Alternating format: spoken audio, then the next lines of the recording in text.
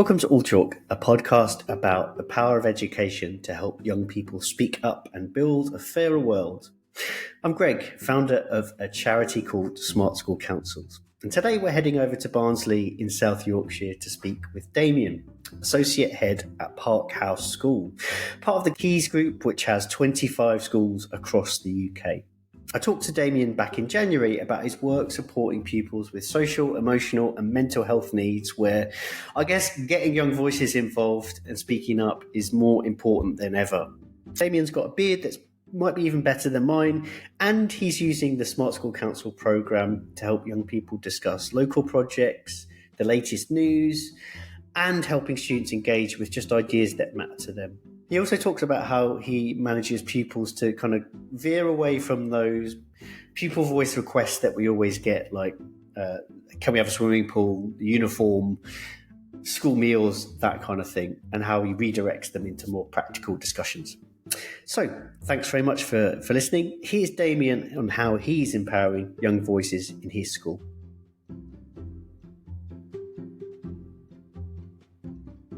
Damien, big thanks for coming on. How are you getting on? Yeah, thank you for inviting us. Great to join you. Getting on great. Good. You've had a few snowball fights this week or the last few weeks at school. We have. It's been an interesting start to the term. Really enjoyable. Snowball fights, snowball building, snowman building, all that kind of stuff. It's been great. Some nice moments with his pupils. That's lovely. Good to embrace it rather than kind of hiding away from it, isn't it? And it's honestly great you could join me. Do you want to tell us a little bit about kind of you and your role, Damien? Keen to hear kind of what your job looks like. Yeah, so I'm the Associate Head at Parkhouse School, which is part of the Keys Group. The Keys Group have lots of different elements to the organisation, but I'm part of the education division. So we have 25 schools in the UK, all different sizes, and we support pupils with social, emotional and mental health needs. So my school, Parkhouse, is very small. We only have up to 24 pupils here, whereas some of our schools can be up to 100, they really vary in size. And where in the country are you, Damien? We're in South Yorkshire, Barnsley. Okay, great, fantastic. And did you always want to go into education? Yes, definitely. So I trained as a primary school teacher. So that's how I started my career. So 6 years in the primary classroom. And then I moved to Parkhouse School when it opened in 2015. And I've been here since then. So going into my 10th year, I'm approaching. Wow. And it's been great. Yeah, working in specialist education is definitely where I fit, where it all works for me. It's great to work with the pupils that we have here. And how did you find that switch? Because it's not always common, is it, that people might switch from the primary sector to specialist? How did you find that? Yeah, it was quite a shock. There was a lot to learn, and I'm still learning every day because every day we're faced with new challenges, as you would in any classroom environment. But it's been great. The Keys Group provide a lot of support for all of their staff. So it really helped with that transition and using those skills that I had from the primary classroom and being able to now support pupils more specifically with their needs and help them engage in education.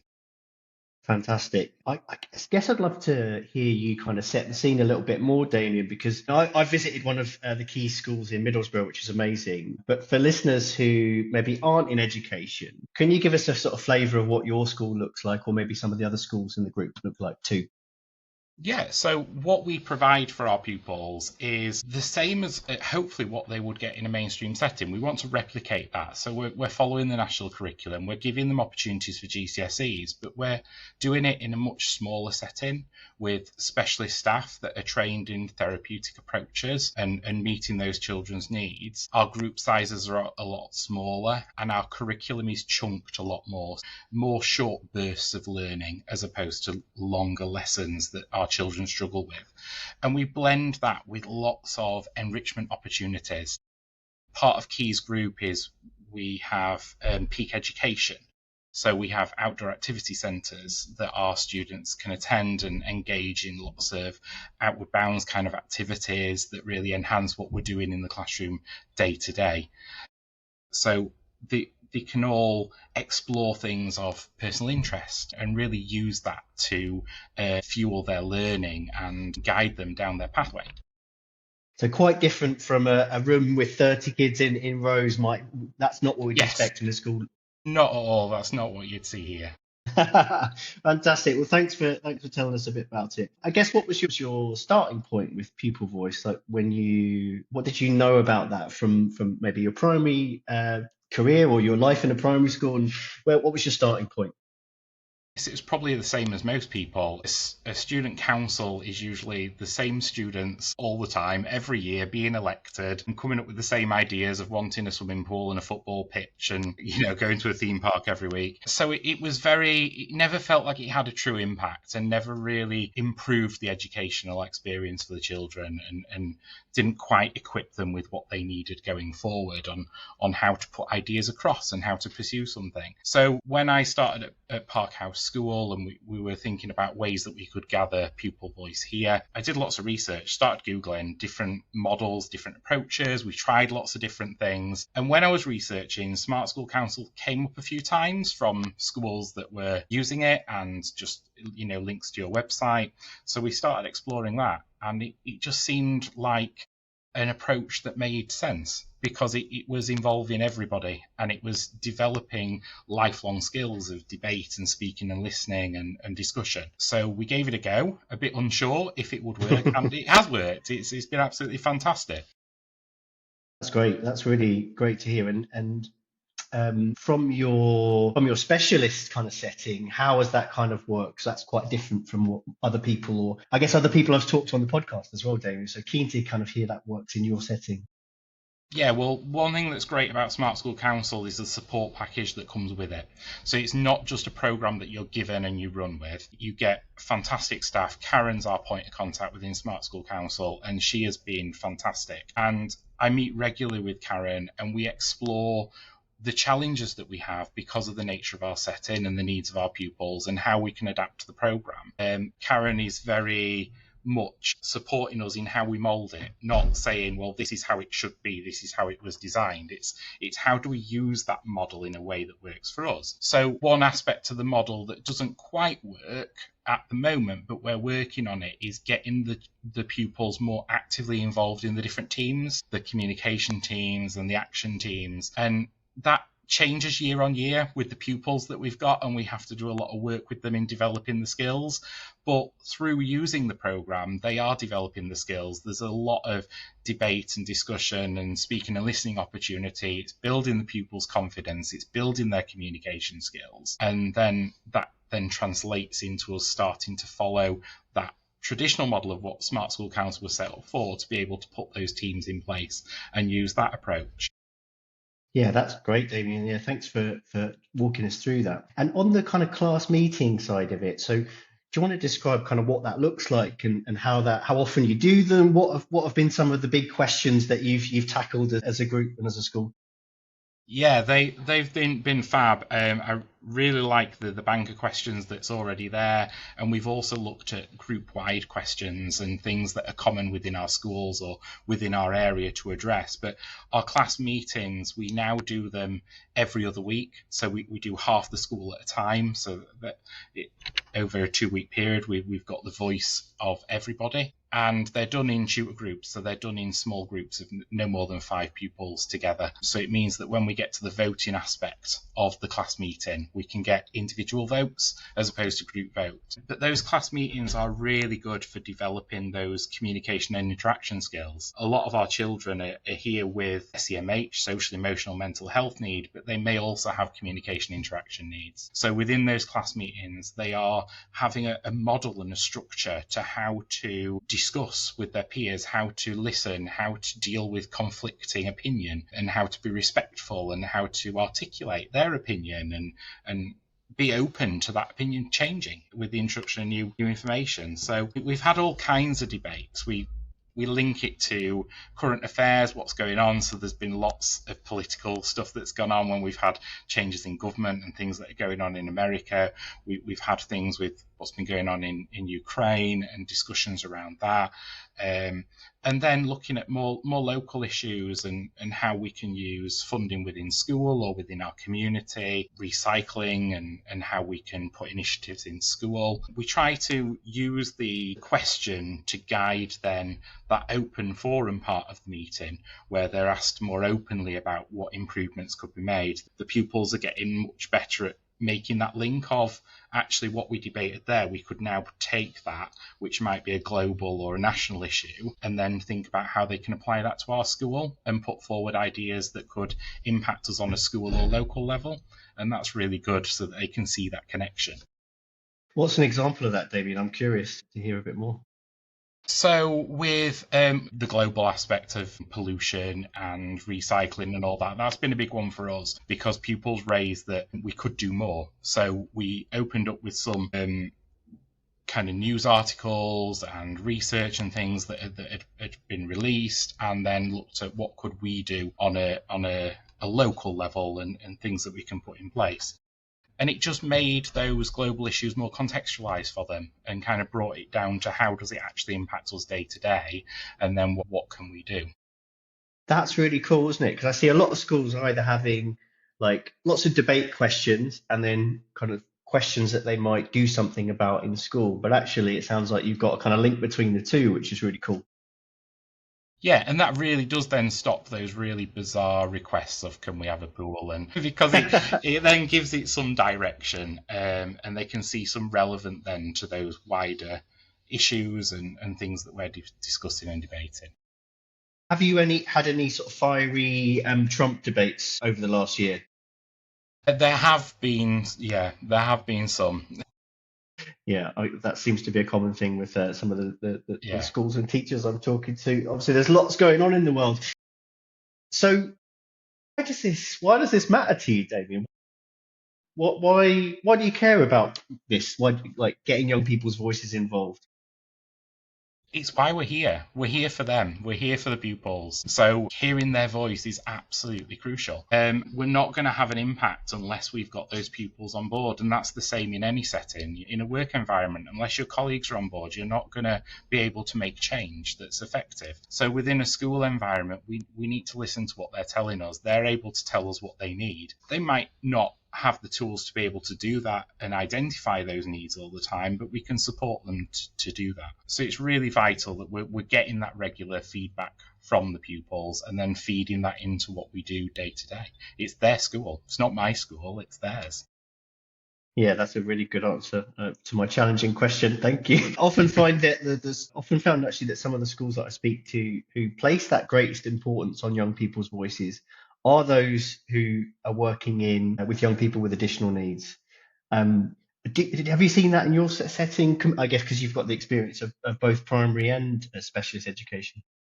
Yeah, I think it's more doable in a smaller setting like ours. It does make it a little bit easier to make sure that everybody's voice is heard. But I've not had the experience of using Smart School Counselling in the mainstream, but I can see how it could still be able to give that opportunity for everyone to be heard. And, you know, I read online and hear about schools that are using it with great success. So I can see how it can still work. I do get when you've got a smaller setting, it's a little bit easier to make sure everyone is listened to. Yeah, definitely. That sounds great. And how would you kind of describe what you're up to now? Like, what have you been doing? What are some of the things that you've been working on this academic year? So in terms of Smart School Council, we're looking at how we can now use it across the whole group. So we've got 25 schools, and we've also got Alpha, which is our alternative learning outreach program as well. And we're looking at how we can collate pupil voice across all of those settings and look at group-wide decisions and actions that could be taken forward. So our directors of education and our governing body have been asking lots of questions about how Smart School Council could be used in that way. And that's another great thing. Karen, who's from your team, has been working with me on how could we do that? And we've been trialing different things. So over the next term, that's going to be our focus of how can we widen this and start to have debates with all of our pupils in all 25 of our schools, not just in one. And that'd be really interesting to start sharing that data so that the pupils can not just see how their pupils are responding in their own school, but how are other schools responding? And is there a difference in response depending on where in the country you are or the age of the pupils? So that's really exciting for us. It's going to really widen up how we're using this beyond just our setting. That's really cool. I'm just curious, like, what type of questions might you think of tackling, or is that something you'd ask the young people? Is it more debate style ones or create and change ones? Yeah, keen to hear your kind of vision for it. Yeah, I think at the moment we're in the early stages of looking what kind of things we could put out there. And I think it's going to be starting with questions about changes that could be made group wide. So, what do our central team need to be aware of, and what kind of things could they invest more money in or spend more time on in order to improve what's happening day to day within all of our settings. But it will be really interesting to then, once we've got that, to start to open to some big debate as well as things are happening in the world, get the viewpoints of our pupils, and that will help us shape our curriculum and the way that we're working with them as well. No, that's really cool. And I'm definitely going to be keeping an eye on what you and Karen get up to, and all the voices that you get involved across the group. That's fantastic. Just going back to the class meetings, Damien, I'm curious about how you, in the group of young people that you'd be working with, how you might over time encourage those pupils who are maybe shyer or less confident to speak up. Obviously, that was part of the reason I was so keen to set up this organisation, because I think it's so important that we support those young people who are a bit quiet, or maybe don't always put their hand up for everything. How do you approach that as your school? Like, I'm really curious.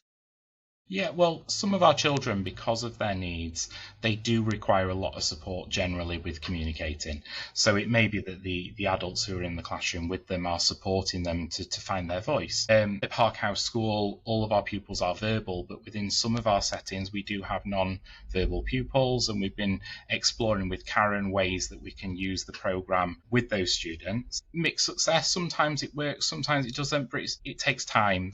That's something that we're evolving. But within our classroom, we're finding that because we're doing it in small groups of 5 in their tutor groups, they're less daunted. They are more willing to speak up. Our pupils are very vocal and they do enjoy expressing their opinion.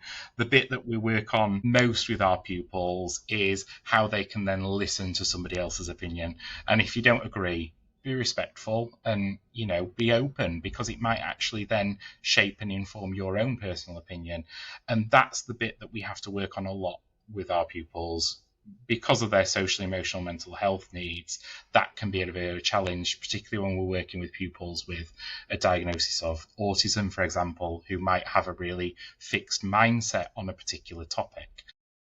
Helping them to develop those skills of being a little bit more open and starting to respect and respond to others around them and what they're expressing. Yeah, it's not always easy when regardless of what needs you have, like when you've got a strong view on something, isn't it? Yeah. Definitely with all the important debates you'll be tackling. What advice have you got for other schools or settings or groups, Damien, about how to go on that journey of kind of reflecting on how school council or pupil voice might work? Give Smart School Council a go. I absolutely advocate it. I think it really works. Give it a go. Take the plunge. It's really easy to set up, really easy to get started with. And it really does ensure that everybody's voice is heard. But however you're doing it, I just encourage everybody to listen to the pupils, listen to what they're telling you and act on it. Yeah, definitely. I think that's the heart of all of this, isn't it? It's definitely the most important thing and why we're all here, I guess. Final question for me, Damien, if that's okay. What's next for you, as well, outside of the working across the group, what's next for you in terms of what else do you want to kind of develop in your school in terms of listening to pupil voices? Within our school, I think maybe looking at how this model could be widened to parents and members of the community, and let's start getting their voices as well, because they're really important to what we're doing day to day. And already as part of our processes within school, we have lots of check-ins with our parents and lots of opportunities, but having more regular opportunities and getting to know the thoughts and opinions of those that our children live with, because that's where our pupils' thoughts and opinions are usually coming from, is whatever's being discussed and shared within the home. So being able to use the platform to maybe expand beyond the school setting and get input from others into what's happening day to day. Very cool, very exciting. Yeah, definitely. We would love to explore that with you. Maybe come and visit your school one day as well, Damien. It'd be cool to meet you and compare our beards. If anyone's watching Yes. this, we both have Well, Damien has a fantastic beard. I've got an okay beard. But Damien, many thanks. It's honestly fantastic to hear your perspective as someone who's so passionate about pupil voice and getting young people's voices involved. It's great to meet you. Thanks for your time, and we'll see you next time. Great. Thank you very much.